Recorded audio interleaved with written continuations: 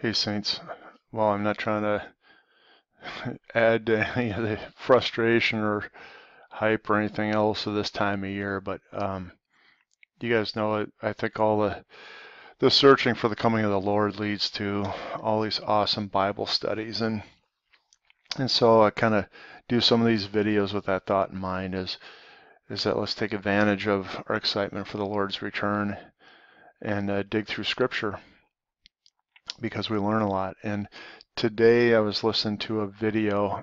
It's probably not super important but a gentleman in California just did a couple of videos where he was making note that the last trumpet in the series of feasts was actually defined in the Jubilee description, Leviticus 25. And I was just sitting listening to him, not really pondering much, and it reminded me of something I learned a long time ago, which is there's a unique definition to that trumpet that's defined in Leviticus 25. Matter of fact, the year of Jubilee, when we say Jubilee, we're actually saying the sound of the blast that occurs on Jubilee. It's the word Jubilee is Yovel. Let's see if we can bring it up there. Leviticus 25:10, ye shall hallow the 50th year and proclaim liberty throughout all the land unto all the inhabitants thereof. It shall be a Yovel unto you. And you shall return every man his possession. You should return every man unto his family. And, we talked about this in several videos, how the Jubilee is the redemption of the land and the redemption of the people. And that's why I've done several videos now where I said, hey, could that just be a picture of the rapture? Because what happens? Christ's church gets redeemed in one fell swoop, and we see that prototyped in Revelation 4 verse 1. And then the earth gets redeemed, and we see that in the picture of the scroll that gets opened, the seven seals, starting in Revelation 5. We see the seals being opened, the description of the seals being opened, and that is classically defined as the title deed to the earth. And that's why I always thought the Jubilee year was interesting. Now, I know several people say, well, hey, the Jubilee year started, last year and all this. And you guys know my opinion on how accurate we've kept the calendars. I'd say not at all. Matter of fact, why is it 5777 when most people that study this think we're somewhere in near the year 6000? It's because the Jews didn't count a bunch of the years that they're in exile, and they didn't count, I forget, like 100 and some odd years, I think it was, to try and make it fit that that the rebellion that was happening in 135 AD was being led by the Messiah. They were trying to make the dates line up for that Bar Kokhba revolt, if I remember right. So here you've got 200 some odd years where either the calendars were messed with or the years were not counted. And so we don't know. And so how do you say, I know the Jubilee started in, whatever, the 7th month of, last year. We don't know that much. And I think a lot of people try and point to Jonathan Cahn saying, well, gee, the 1967 and then back up 50 years and you get the, 1967 being the Six-Day War, the freeing of Jerusalem, right? And then you back up and you get the Balfour Declaration in 1917, and boy, doesn't it mean 2017 then is the Jubilee, because they're 50 years increments, and that could be. But the point of the video I was watching last was he was trying to say, hey, the Six-Day War was in June of 67. If that was in the Jubilee year, you would have to be looking at, the Jubilee that's in 2017, which would be this September. So if it is, and if it is September 30th or whatever the day is, Saturday or Sunday coming up, that people are looking at, it'd be interesting.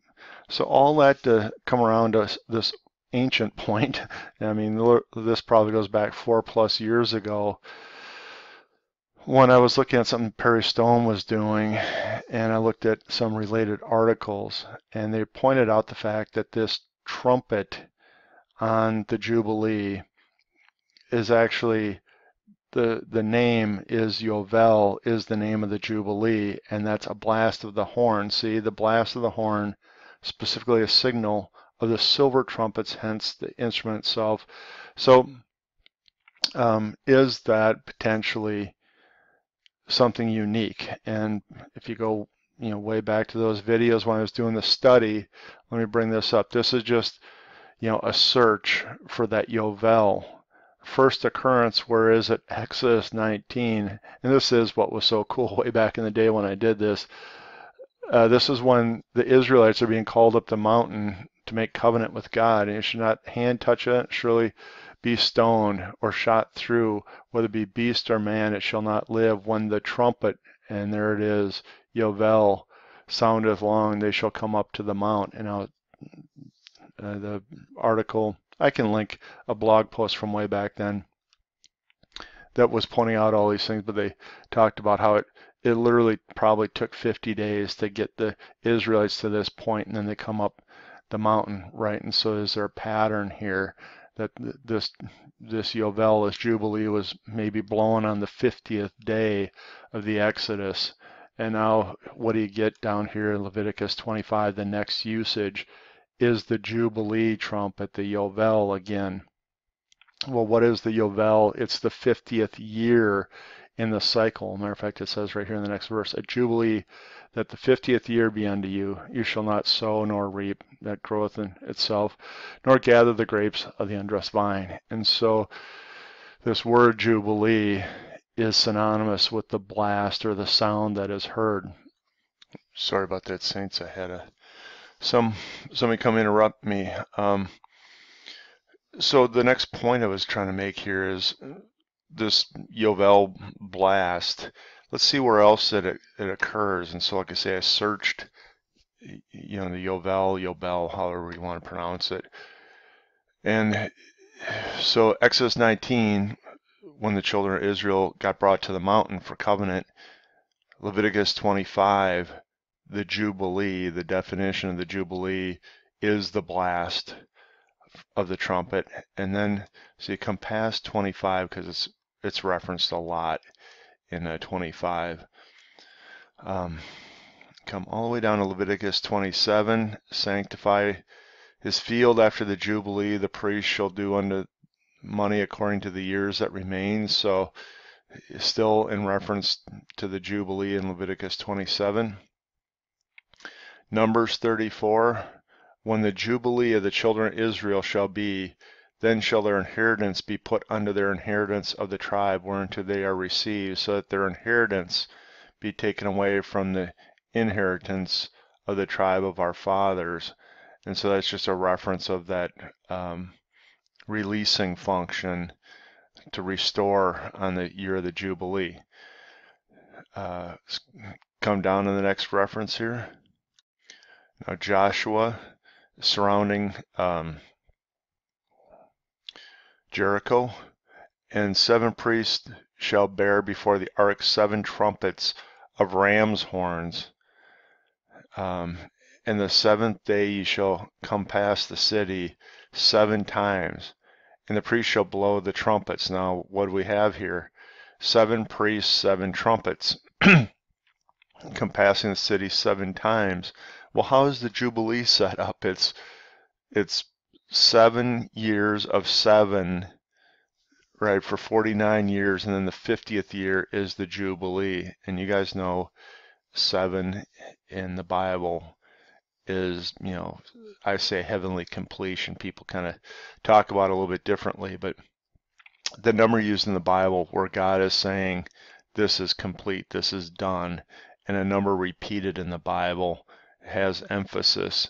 And so these have all the markings of the Jubilee, that the seven priests are going around seven times, and blowing seven trumpets. And it should come to pass when they make the long blast with the, Yovel, and when you hear the sound of the trumpet. Now, that long blast, does that remind you of the voice of, the one that says, "Come up hither"? People want to relate that to the last trumpet of Rosh Hashanah, the long blast, the Tekiah Hagdalah, I think it is called. But this is a make the long blast. I don't know, Moshak. So I don't know what that means. The city, if they fall down flat, and the people shall ascend up, every man straight before him. Now they're taking the city, right? But I just think this is curious because, this is now the picture here where they use the ram's horn. This is the beginning of the conquest of the promised land. And after the seven priests led them around seven times blowing the horn, the people shall ascend up. Well, the walls, they found this in the rubble of Jericho. The walls collapsed in such that it made ramps that people could run up. And that's how the city was taken. Well, is that giving us a little picture now, because the land is being redeemed and the people are going up? I don't know. It's just curious. And then Joshua the son of Nun called the priests and said unto them, Take up the ark of the covenant, and let seven priests bear seven trumpets of ram's horns before the ark. And so I just wanted to bring this together then. I think, this is a great picture we've got. The Old Testament use of the Yovel or Yobel being patterned always with a 50 of some sort, or a 7 times 70 type of thing, whether it was coming to the Mount Sinai to go into covenant and receive the law, or coming into the promised land, right, and then taking Jericho. Just go back again. I think this is a great picture potentially of the rapture of the church, because we would be coming into the promised land. We'd be coming into Beulah land, right? And we would be brought up, just like when they ran up the collapsed walls of Jericho. So I wanted to leave you with that, saints. Do I know that anything's going to happen on September 30th or any other day? No, I don't have a lot of faith in the calendar keeping in history, but I just think this is one more awesome time that we can be a little bit excited about the possibility of the Lord's return. Jubilee is a great picture of the rapture. I think the spring feasts in particular tend to be a good picture of the rapture given the harvest cycle. I remain puzzled by the reference in Ruth to Ruth staying in the field. I mean, she was betrothed during the barley harvest, but she was stayed in the field, it says. It's an odd reference. Until the harvest came in, and I'm assuming that's the wheat harvest as well. And so what does that mean? I mean, I don't know. Does that point us to the end of the year harvest? The final feast of ingathering is the final harvest of the year. That's the last celebration, is the Feast of Ingathering. It's also tabernacles, right? Or booths, however you want to say it. So was Ruth pointing us there timing wise? I don't know. But Jubilee seems to be a great picture for us, saints. Leave me notes below. I'll try and put the link for the blog post in here. You can just kind of see what I was reading on that. God bless. Hopefully we're home soon, saints.